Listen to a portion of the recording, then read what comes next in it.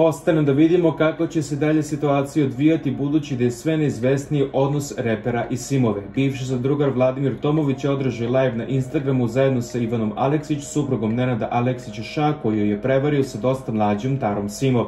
Tomović je demantovao naslove da su se ikada upoznali i boravili u istoj prostoriji zajedno. Ljudi, morate da znate, ja nisam lažov, nikad nisam Ivanu video, ruku je pružio. Nema potrebe da se pišu ovakve stvari. Žao mi što se Ivana nije oglašavala, ja sam unutra branio divnu ženu. Ovo nije muvanje nikakvo, govorio Vladimir, a onda Ivana šokirala sa izjavom. Ja ću dočekati tetka Nadicu, podržavam je. Hvala ti što si stao za mene i ispao si baš velik čovek, ne mogu da utičem kako će to narod da tumači, rekla je Ivana, a onda je na kraju zamolila sve ljude da glasaju za Nadicu Zeljković. Očekivali smo ovakav potez Nenadove još uvijek zakonite supruge, jer je Nadica neko ko žustro staje u njenu odbornu reality, uvijek kritikuje i postavlja na svoje mesto Nenada i njegovu ljubavnicu Taru, koji su, podsjetimo, još jedan skandal napravili sinoć na televiziji, vređajući pojedine članove žirije.